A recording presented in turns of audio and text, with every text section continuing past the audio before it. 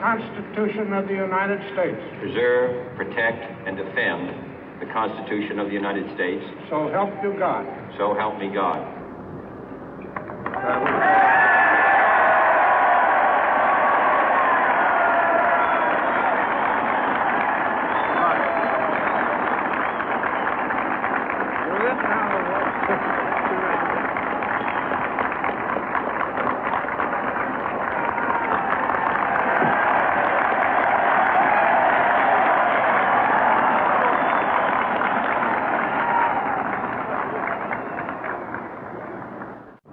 Vice President Johnson, Mr. Speaker, Mr. Chief Justice, President Eisenhower, Vice President Nixon, President Truman, Reverend clergy, fellow citizens.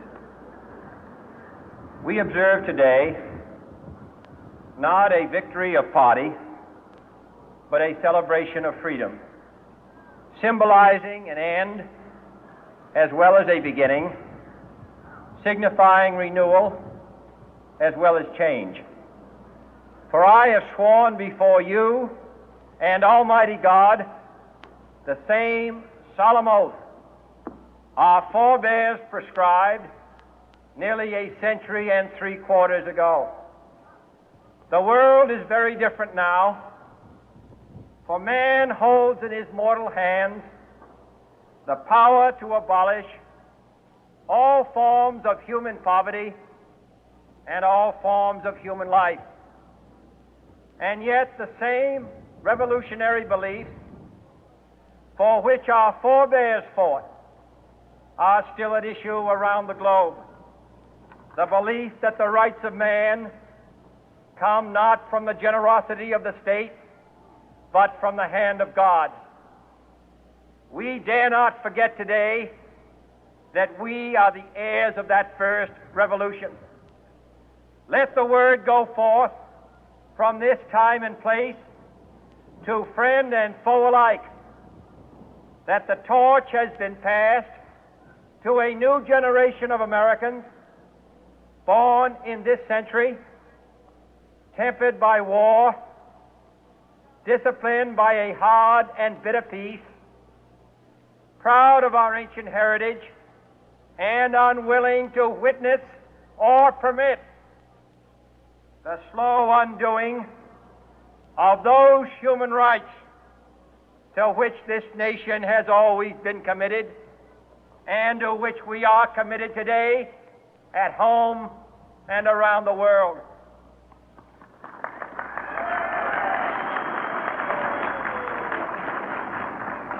Let every nation know, whether it wishes us well or ill, that we shall pay any price, bear any burden, meet any hardship, support any friend, oppose any foe to assure the survival and the success of liberty.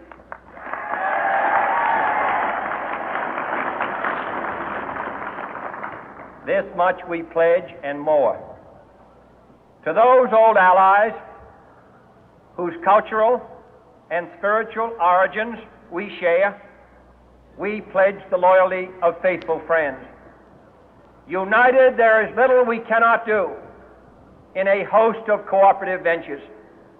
Divided, there is little we can do, for we dare not meet a powerful challenge at odds and split asunder.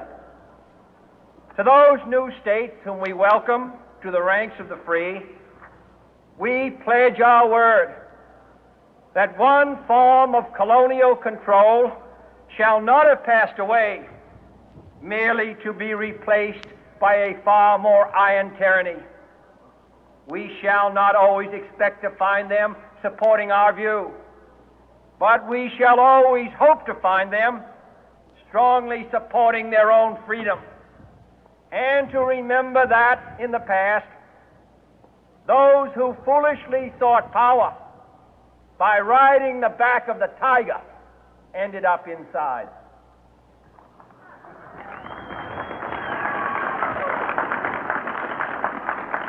To those people in the huts and villages of half the globe, struggling to break the bonds of mass misery, we pledge our best efforts to help them help themselves for whatever period is required, not because the communists may be doing it, not because we seek their votes, but because it is right. If a free society cannot help the many who are poor, it cannot save the few who are rich.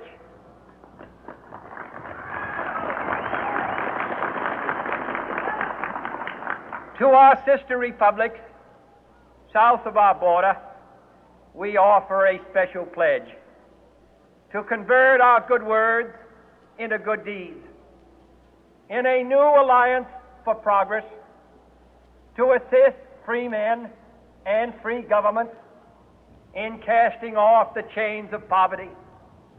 But this peaceful revolution of hope cannot become the prey of hostile powers. Let all our neighbors know that we shall join with them to oppose aggression or subversion anywhere in the Americas. And let every other power know that this hemisphere intends to remain the master of its own house.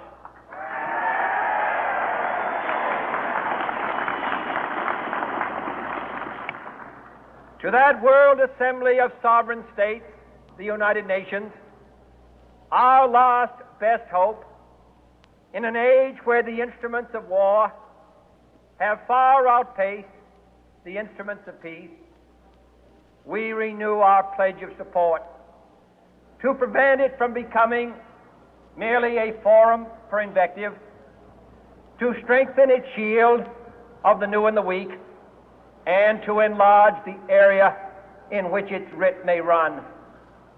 Finally, to those nations who would make themselves our adversary, we offer not a pledge, but a request that both sides begin anew the quest for peace. Before the dark powers of destruction, unleashed by science, engulf all humanity in planned or accidental self-destruction, we dare not tempt them with weakness, for only when our arms are sufficient beyond doubt can we be certain beyond doubt that they will never be employed.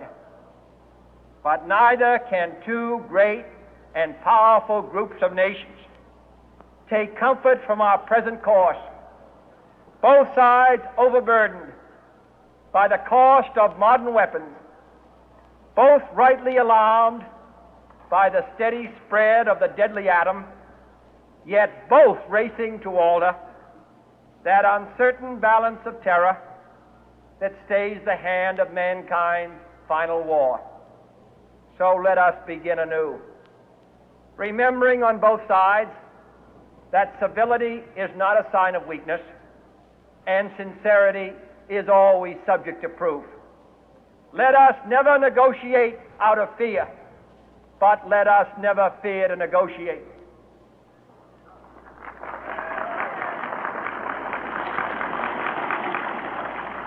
Let both sides explore what problems unite us, instead of belaboring those problems which divide us.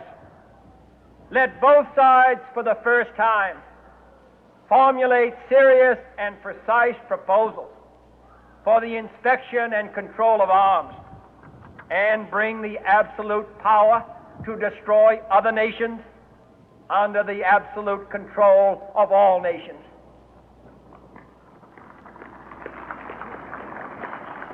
Let both sides seek to invoke the wonders of science instead of its terrors.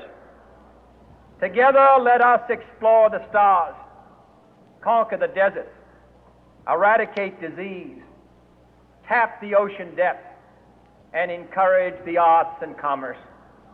Let both sides unite to heed in all corners of the earth the command of Isaiah to undo the heavy burden and let the oppressed go free.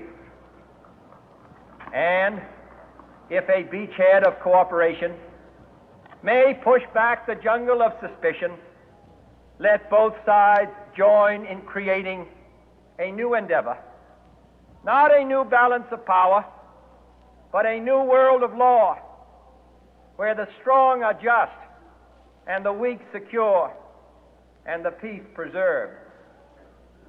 All this will not be finished in the first 100 days, nor will it be finished in the first 1,000 days.